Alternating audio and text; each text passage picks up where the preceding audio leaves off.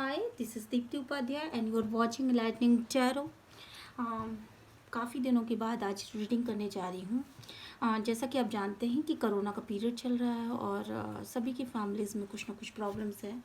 तो मेरी फैमिली में भी कुछ प्रॉब्लम्स थी जिसकी वजह से मैं रीडिंग नहीं कर पा रही थी। आज काफ़ी दिनों के बाद रीडिंग कर रही हूँ।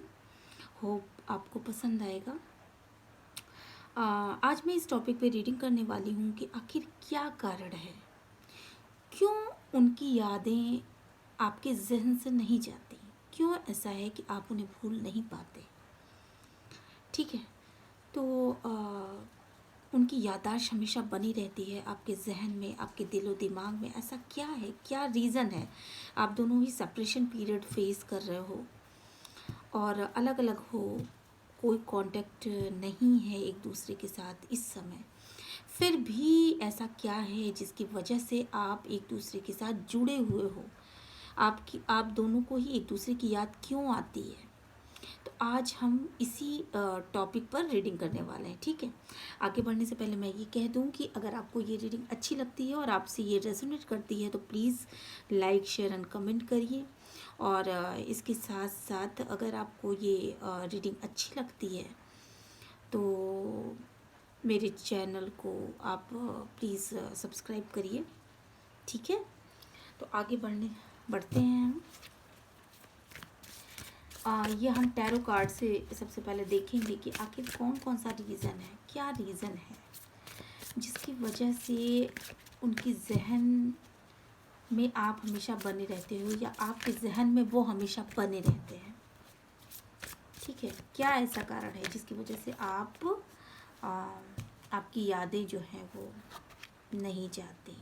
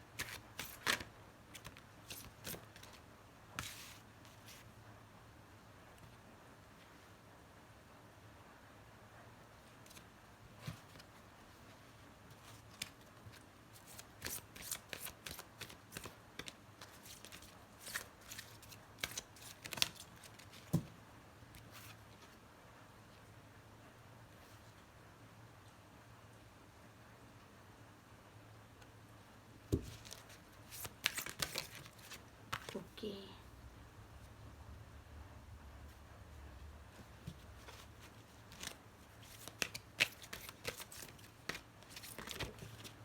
ओके, ब्लिसरिंग। ओके,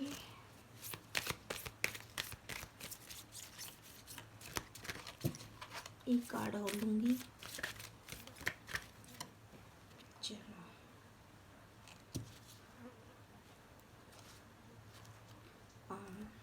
कुछ मैसेजेस लेते हैं।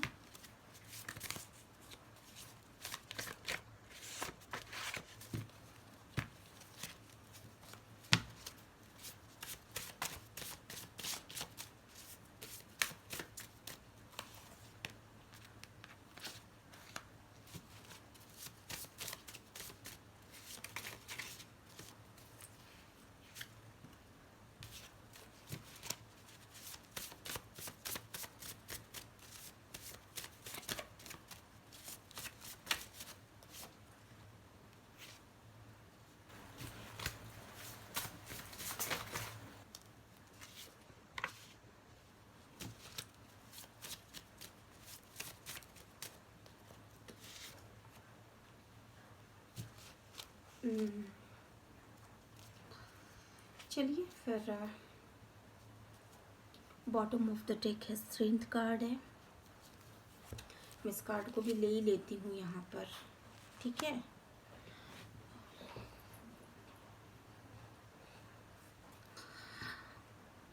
सबसे सबसे पहले तो मैं ये क्या कहूँगी कि जिनके लिए भी आप ये रीडिंग देख रहे हैं या देख रही हैं, वो इंसान जो है ना वो काफ़ी बहुत ही एक अलग किस्म के इंसान हैं। शायद वो सभी उनको उनसे उनको सभी पसंद करते हैं, बट उनकी पसंद और नापसंद बड़ी चूज़ी है। वो कुछ लोगों को ही खास कुछ लोगों को वो पसंद करते होंगे, जिनमें से कि शायद एक आप भी हैं। और उन्होंने जो आपको पसंद किया है ना, वो आपके अंदर कुछ इस तरह के मिरेकल्स टाइप की कुछ क्वालिटीज़ हैं, जो कि उनको लगता है कि आप वो कमाल सिर्फ आप ही कर सकते हैं या आप ही कर सकती हैं। जैसे किसी शेर को बिल्कुल बस में कर लेना, ऐसा कुछ कमाल आपने कर दिखाया है उन्हें बस में करके, या उन्होंने आपको बस में करके कुछ ऐसा कर लिया। शायद वो आपसे बेइंतहा प्यार करते थे, और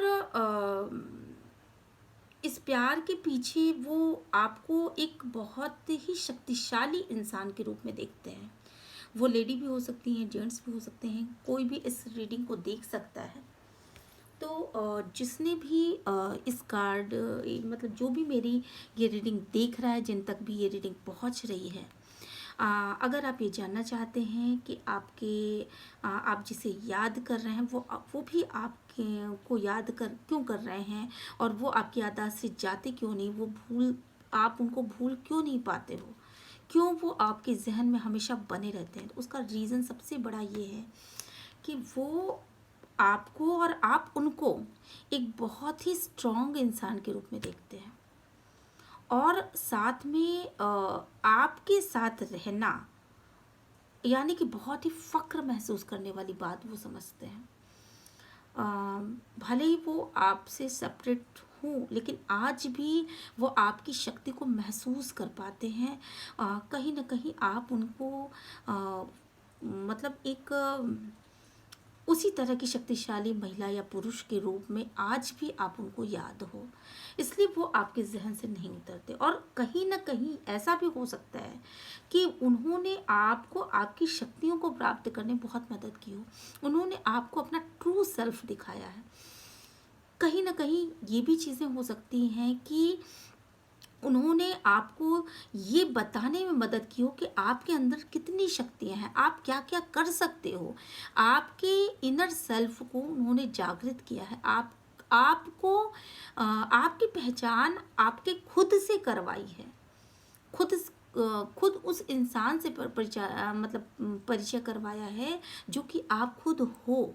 शायद आपको ये चीज़ें नहीं पता हों कि मेरे अंदर क्या क्या क्वालिटीज़ हैं, पर उस इंसान ने आपको आपसे ही परिचित करवाया है, जिसकी वजह से आप उस इंसान को भूल नहीं पाते हो। दूसरी बात ये है कि जो कार्ड्स बोलते हैं कि आपको ऐसा लगता है कि उस इंसान को आपको देने वाला स्वयं प्रभु है, और ईश्वर ने एक गॉड गिफ्ट के रूप में आपको दिया। आपके सामने बहुत सारे लोग थे, लेकिन शायद कोई भी उस स्टैंडर्ड का नहीं था, या उस तरह की फीलिंग्स वाला नहीं था, या उस तरह के नेचर वाला इंसान नहीं आपको दिखा।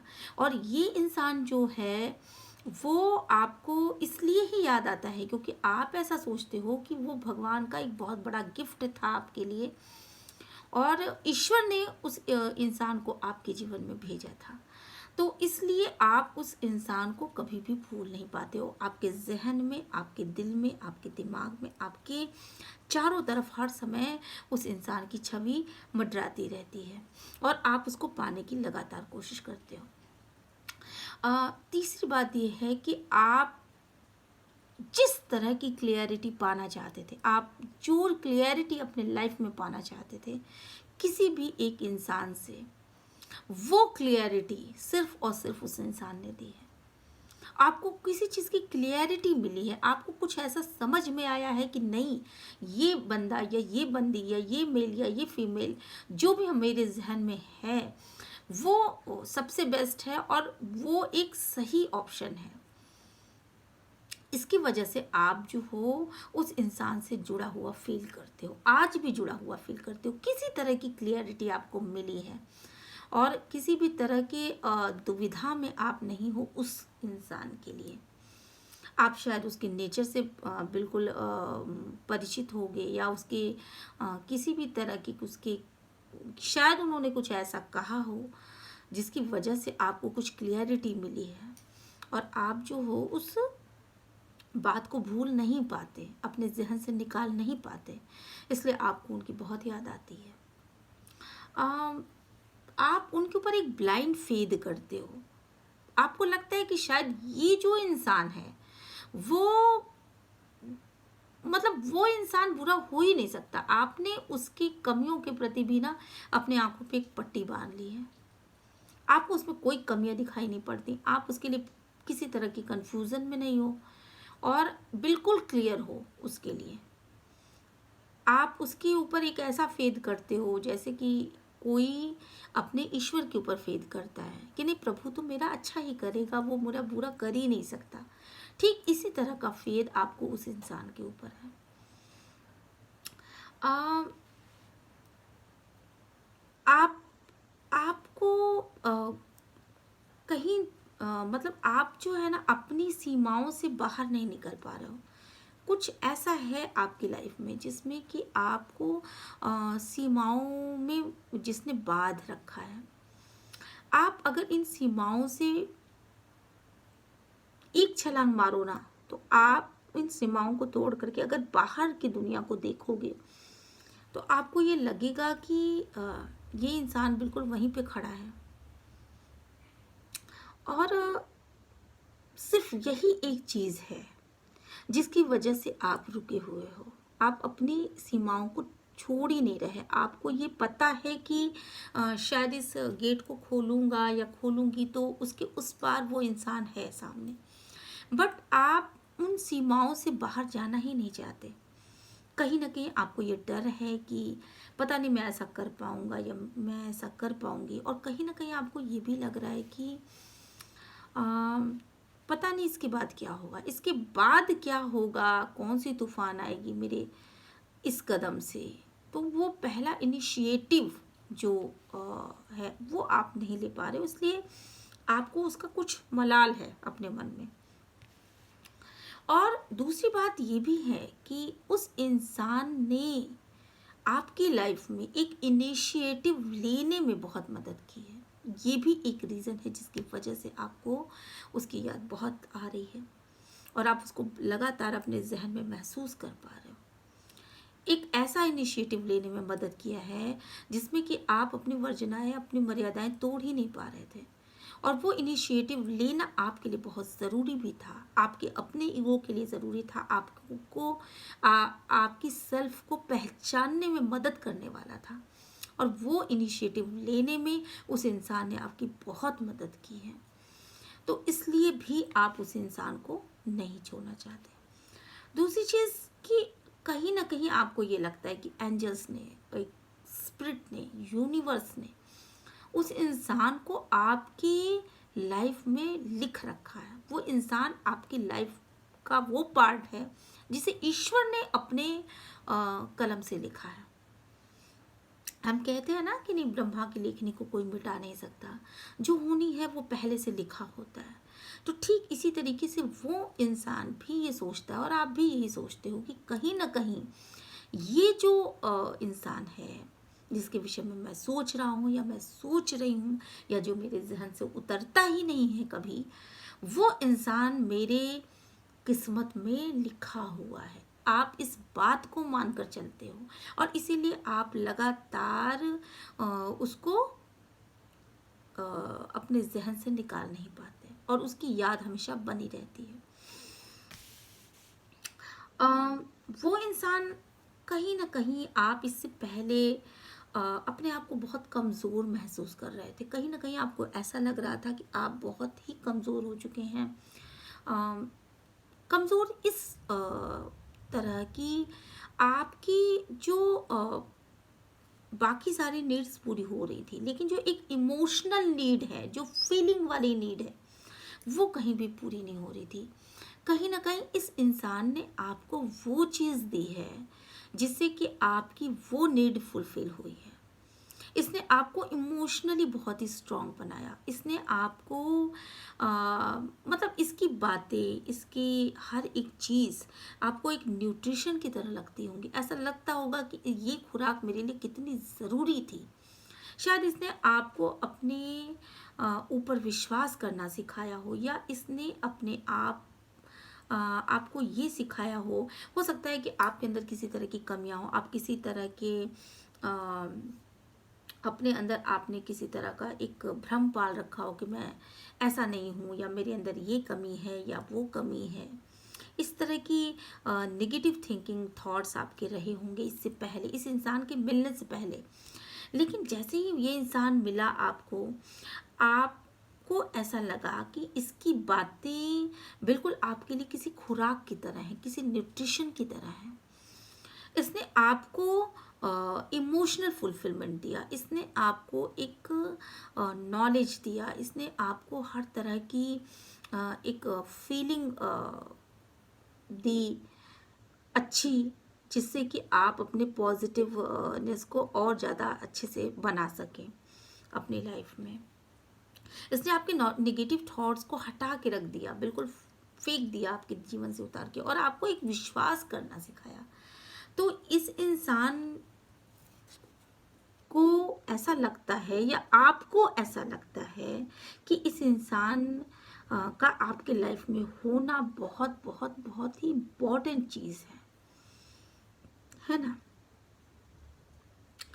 जैसे कि लाइफ में जब हम खाना खाते हैं तो हमें दाल चावल रोटी सब्जी, मतलब एवरीथिंग, पूरी एक थाली की ज़रूरत पड़ती है ना। अगर हम एक या दो चीज़ें खाते हैं तो हम कहीं ना कहीं अपने जीवन में सारी चीज़ें, जो सारे प्रोटीन कार्बोहाइड्रेट्स और भी सारी चीज़ें, वसा हुए सारी चीज़ें, तो उनको भी लेना ज़रूरी है लाइफ में। उनके बिना हम कुपोषित हो सकते हैं, ऐसा सोचते हैं। तो ठीक इसी तरीके से इस इंसान का आपके लाइफ में होना, आपको ये लगता है कि इस इंसान का आपके लाइफ में होना ही बहुत बड़ी बात है, बहुत बड़ी बात है। ये आपको एक खुराक की तरह लगते हैं। इसके अलावा आपको ऐसा भी लगता है कि जो चीज़ आपकी लाइफ में है, जो चीज़ें आपको दी गई हैं, या जो चीज़ें आपकी किस्मत में है, उसे कोई भी नहीं छीन सकता। और आपको ये 100% नहीं बल्कि 1000% ये विश्वास है कि ये इंसान आपकी लाइफ में ही रहेगा, चाहे वो कितना भी दूर हो, पर आप उसको अपने लाइफ में लाकर ही रहोगी, या ईश्वर ने उसको आपकी लाइफ के लिए लिखा ही लिखा है। इसलिए आप उसको हमेशा याद आते हो, और आपको वो इंसान हमेशा याद आता है। इसके अलावा कहीं ना कहीं उनके दुखों पर आपने मरहम लगाने का काम किया है, या आपके दुखों पर उस इंसान ने मरहम लगाने का काम किया है। कहीं ना कहीं ऐसा लगता है मुझे कि जो एक मेंटल पेन होता है, उससे आप उसको रिलीज़ करते हो, आपकी बातों से, आपको देखकर, या आपकी किन्हीं हरकतों से, या कुछ तो ऐसा है आपकी लाइफ में जिसे देखकर वो इंसान खुश होता है और अपने मेंटल पेन से रिलीफ पाता है। तो इस वजह से भी वो इंसान आपको बहुत याद करता है, या आप उसको बहुत ज़्यादा मिस करते हो। ठीक है, कुछ तो देखिए, अगेन वही चीज़ें हैं, जो भी चीज़ें निकल के आई हैं, फीलिंग्स हैं आपके प्रति, बहुत ज़्यादा फीलिंग्स हैं। बहुत कुछ बातें करना चाहते हैं आपसे, बहुत कुछ आपको बताना चाहते हैं, और अपने हृदय में आपके लिए एक बहुत बहुत बहुत गंभीर भावना रखते हैं, आपसे लव करते हैं, और आप उनको एक पीस देते हो। दोनों ही चीज़ें हैं, आप भी उनको एक पीसफुल माइंडसेट देते हो, वही चीज़ें सेम आपके पास लौट के आती हैं। उनकी बातों से भी आप हील होते हो और एक पीसफुल स्थिति में आ जाते हो। आप दोनों ही एक दूसरे को मन ही मन बहुत प्यार करते हो सकता है कि आपने एक दूसरे से कहा भी हो सकता है कि ना भी कहा हो, बट आप दोनों ही एक दूसरे को बहुत ज़्यादा प्यार करते हो। वो आपको एक प्रीसियस इंसान के रूप में देखते हैं। उनको ऐसा लगता है कि आप एडोरेबल हो, आप आप जैसा कोई है ही नहीं भाई, उनके लिए इस संसार में आपके जैसा कोई है ही नहीं। आप एक एडोरेबल डार्लिंग हो, आप जो हो वो कोई नहीं हो सकता। और आप उनको एक एनर्जी देते हो, आपको देखते ही शायद वो एक्टिव हो जाते होंगे, आपको देखते ही वो खुश हो जाते होंगे।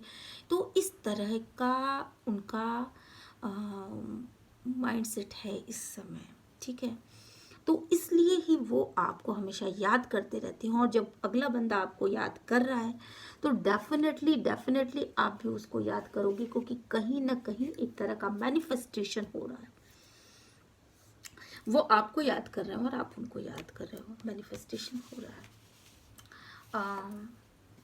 हो सकता है कि सपनों में या रातों को वो जागते हों आपसे, आपके साथ रहने के सपने देखते हों, इंटीमेट होने के सपने देखते हों, ऐसा भी कुछ है उनके साथ।